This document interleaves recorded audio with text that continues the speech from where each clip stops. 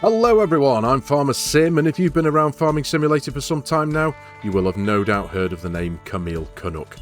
He has been making us some incredible maps back since the days of Farming Simulator 19.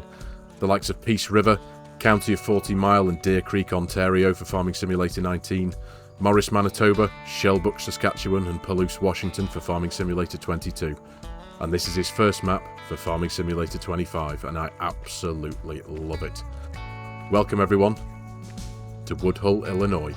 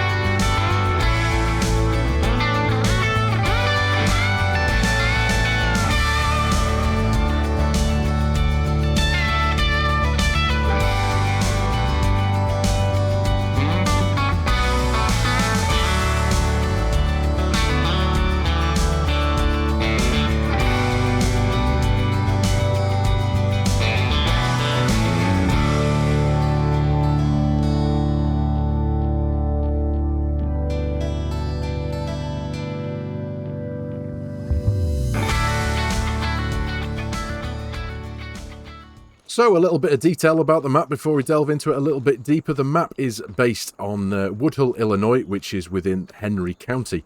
It is a 1x map, standard size, 2 km by 2 km, and it is based on true DEM data, digital elevation model, and these credited maps for FS for that data.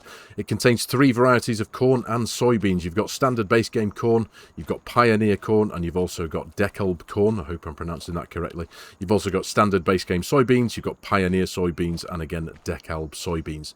The map contains multi-terrain angle, it contains alfalfa, you've got a few variants of liquid fertilizer, you've got anhydrous ammonia NH3, you've got base game normal liquid fertilizer, and it also contains UAN 28 and 32, which is urea ammonium nitrate, both 28% and 32% nitrogen variants of that product.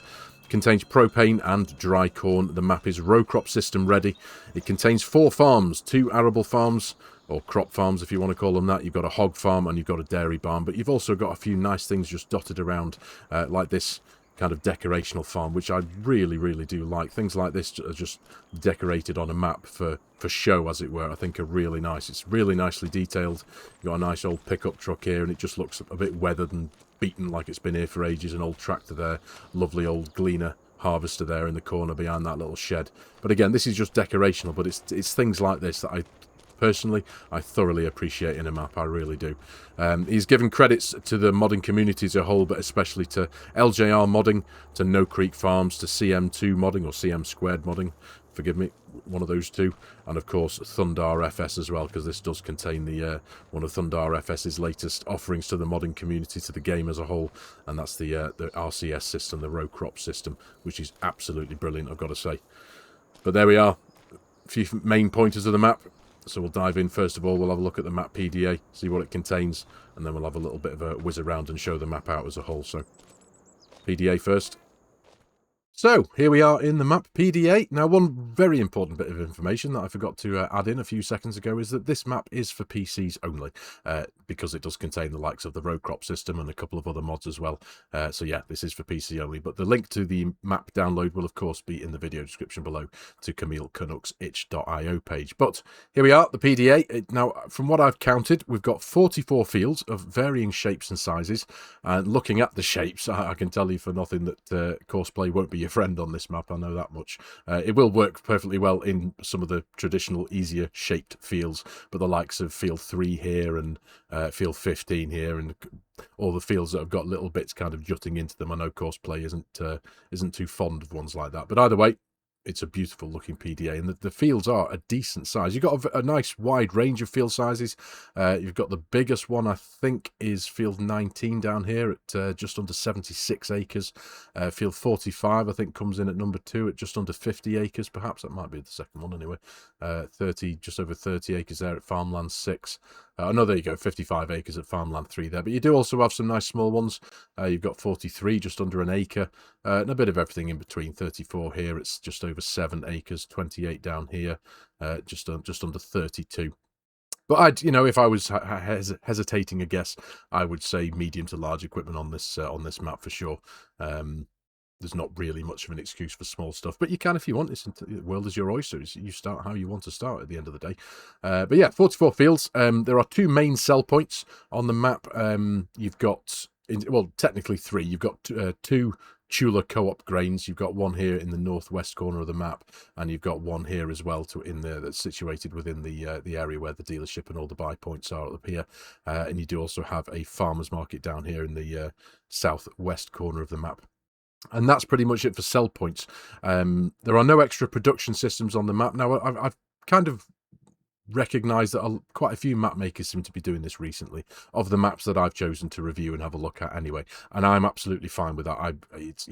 The map is based on a real life area. As I said before, it's been created using proper digital elevation model data and all that. So it's based on a real life place. So it's fine for me that map makers choose to make the map as true to life as possible, so there aren't any carpentry sell points or anything like that on the map. Anything that doesn't exist in this area isn't on the map, and that's totally fine. It doesn't take from the map whatsoever. So yeah, we've got 4 main starter farms. Now, I've bought all the land and to own all 4 starter farms, so you can see them on the map up here. You've got this cow farm up here towards the northwest corner of the map. Of the 4 farms, this is by far my favourite, just based on the layout. I think it's absolutely gorgeous. We're going to have a look at all 4 farms in a little bit more detail very shortly. But you've got your cow farm here. You've got your pig farm, pig lot, as it were, over here on plot 48.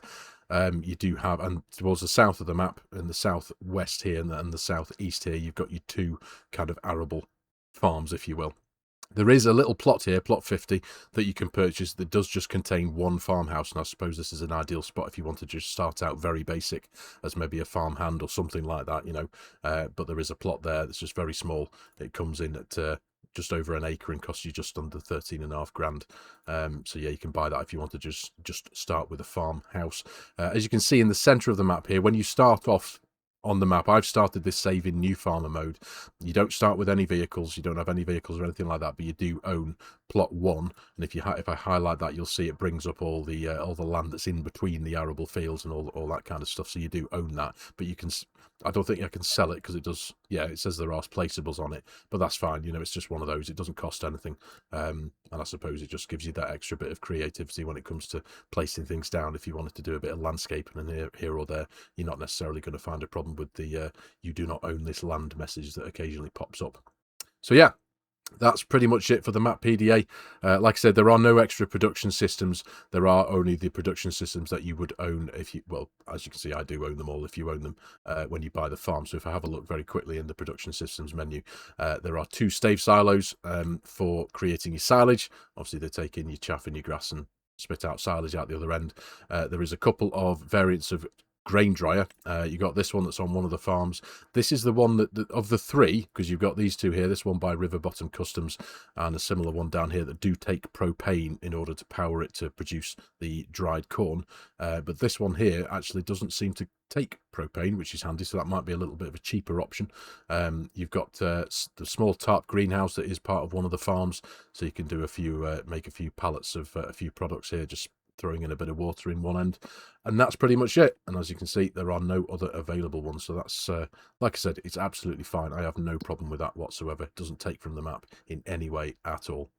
So yeah, I think what we'll do now, we'll go and have a look at each of the 4 starter farms, and then following on from that, we'll have a bit of a whiz over the map in the air and just have a look at things, because the lay of the land I think is really nice on this one.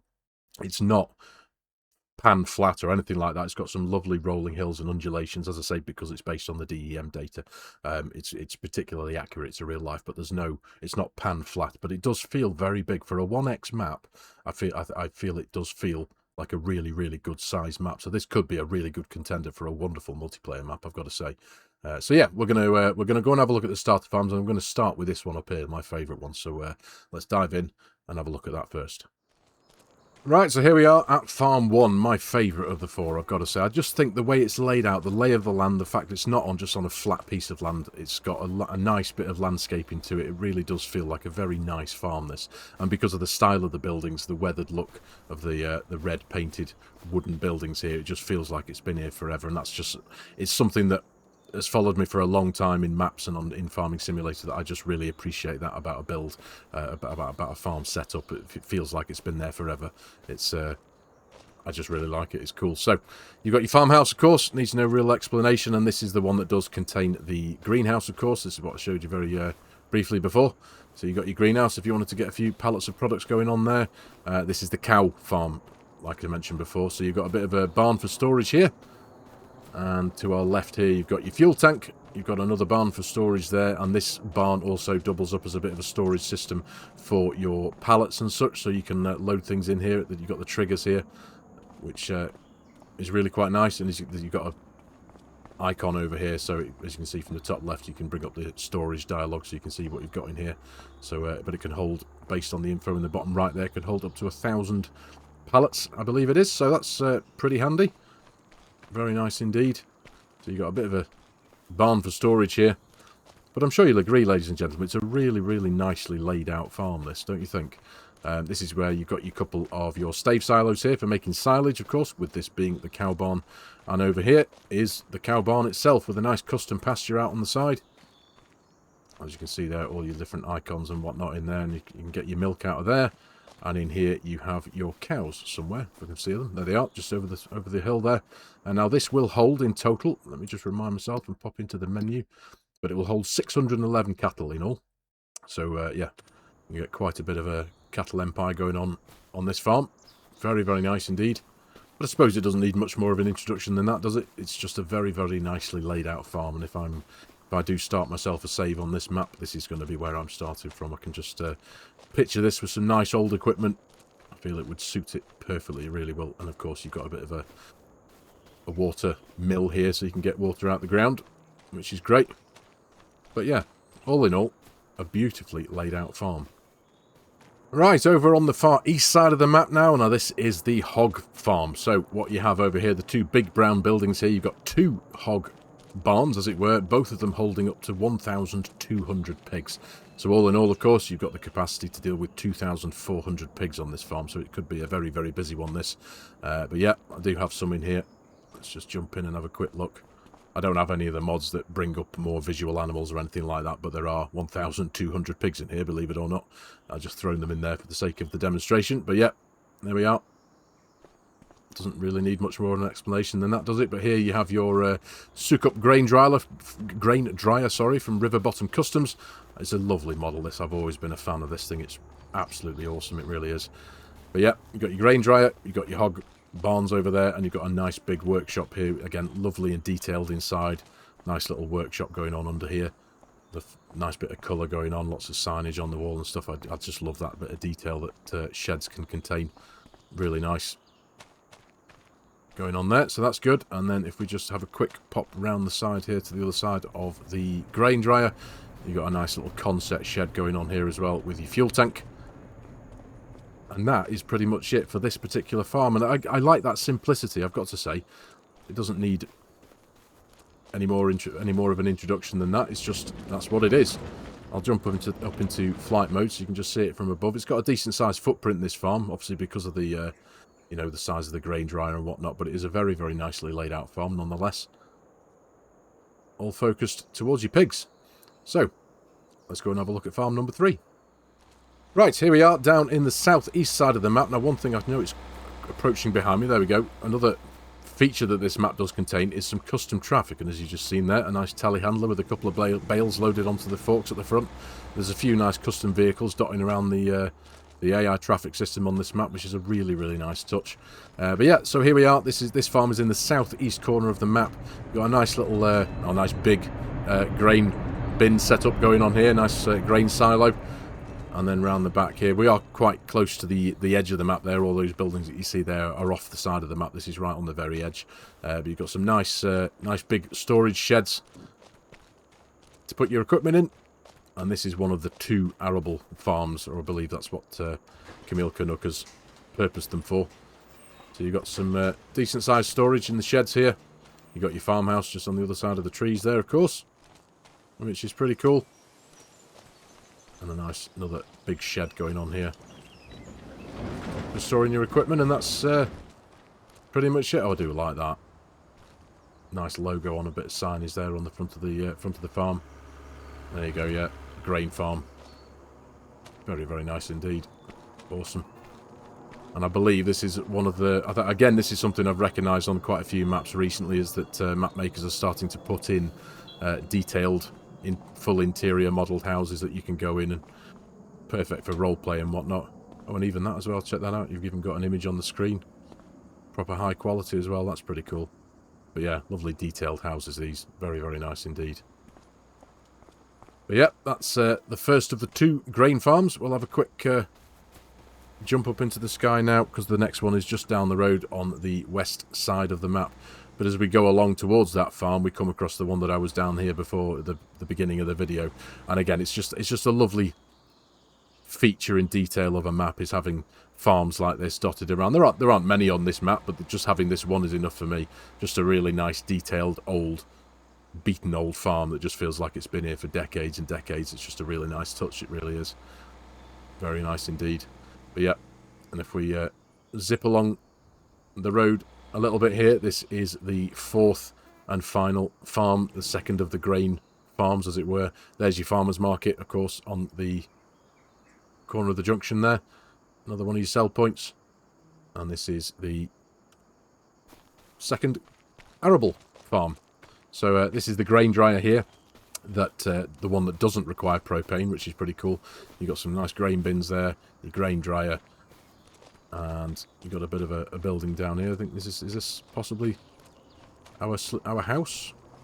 Quite possibly. Looks like it could be.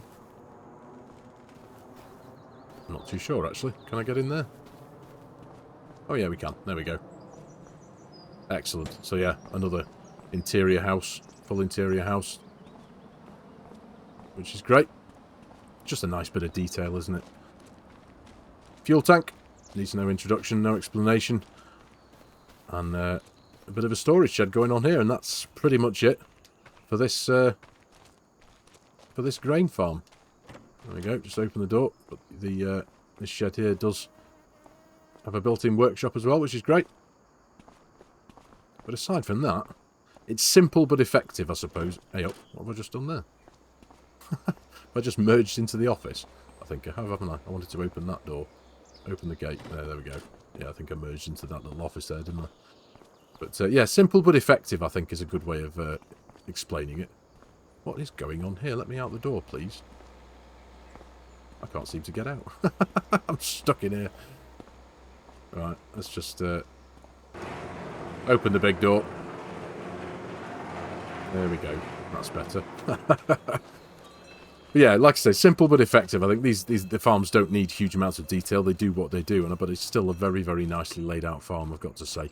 It's really, really nice. Now, a couple of the things I did touch on at the very beginning of the video, some of the custom features that this map does contain. You've got the different types of corn and soybeans.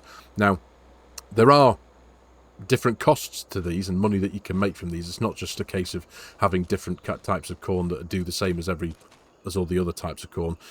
Prices that you can get for each of the individual ones are different. So, corn, for example, base game corn, you can sell that at the best price for $505. Pioneer corn is the best sell price for that, it comes up at $545.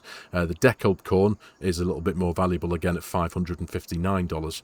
Soybeans, you can sell those for $1,237 at their top price. Pioneer soybeans come in at $1,285, and deckled soybeans come in at $1,253. So there are differing reasons for having the different crops on the map. So there's a it's nice that there is a variance in that, and it's not just the same as each of them, if that makes any sense. And of course you've got dried corn as well, a feature on this map, which is quite a bit more valuable at $638. Now those prices are based on the difficulty setting, of course. I always play in hard difficulty, which is what I'm in here, but of course if you dial it down to medium or normal or easy difficulty, you'll find those prices increase again. But yeah, just a really nice detail to have on a map. Right, so up in the sky now, very quickly. I say this on just about every one of my map tour videos, but I tend to prefer to do my map tour videos from up in the sky when we do have a bit of a wider look around the place. You just get a bit more ground covered, as it were. But and I kind of feel I don't want to explore the whole map, because that's for you guys to explore if you do choose to download this, which I highly recommend you do. Camil Canuck has always been an exceptional map maker. He made some of my favourite maps for Farming Simulator. He was actually some of his maps that got me really hooked on the genre initially back in Farming Simulator 19. That was Peace River, which was a massive map. It was a custom-sized map at 10 kilometres, but it was a beautiful one nonetheless, and I spent hours and hours on that map. And also Deer Creek, Ontario, and Morris, Manitoba in 22, and Shellbrook, Saskatchewan in 22 as well. I spent a whole heap of time on that one.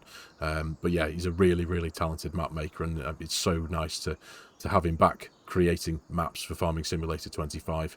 But as you can see, the lay of the land is just really, really nice. It's not pan flat.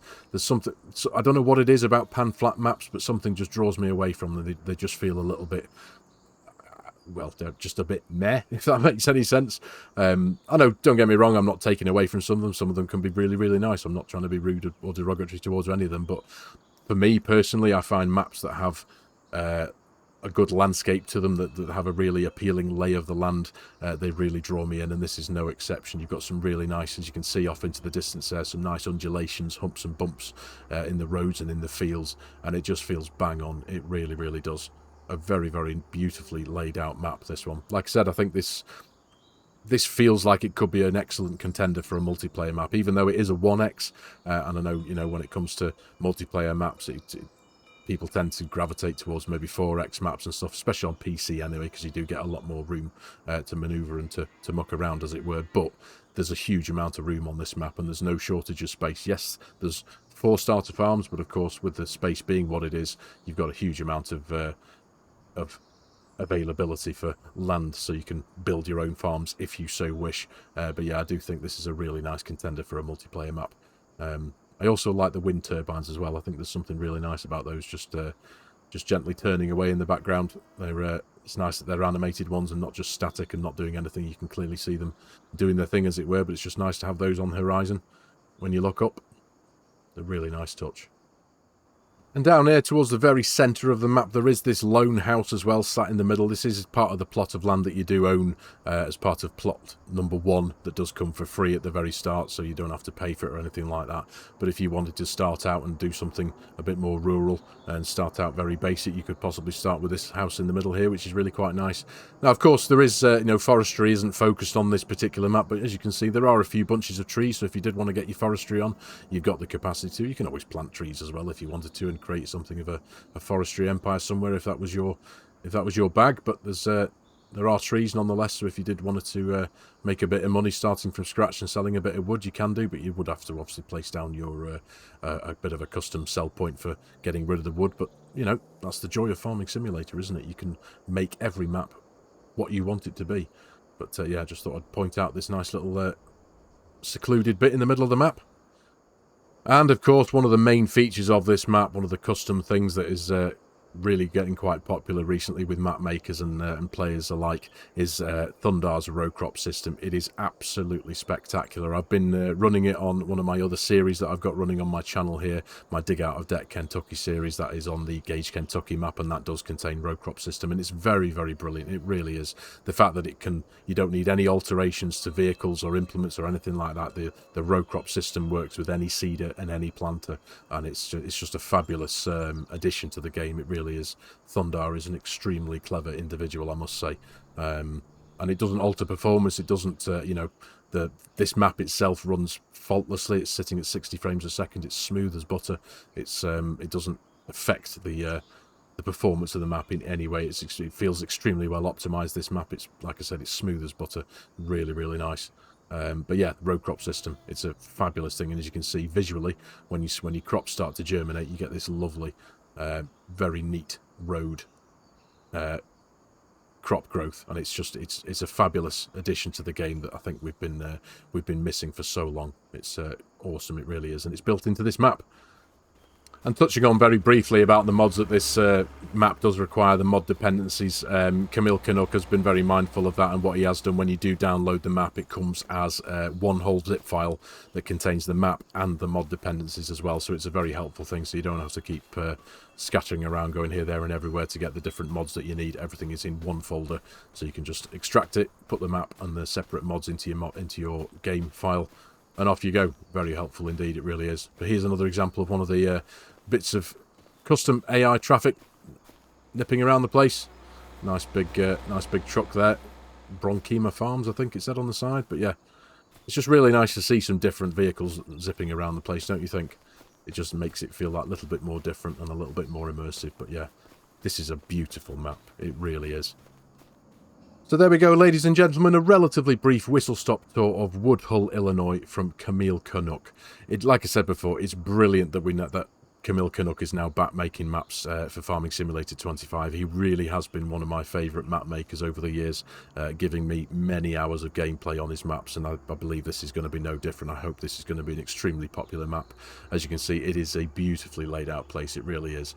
Now, I haven't gone into huge amounts of detail and covered every square inch of this map by any means, because I feel that that's for you guys to explore.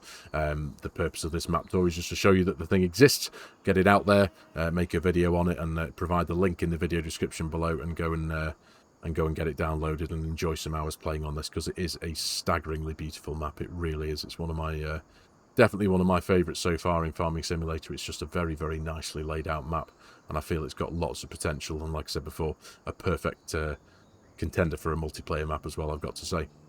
But for today's video, ladies and gentlemen, like I said, I am going to call it here. So thank you very much for watching. I really do hope you have enjoyed the video and found it a little bit fun and a little bit interesting. As always, if you're new to the channel and you like my content, you like the way I'm doing things, please consider hitting that subscribe button and jumping on board, joining the channel.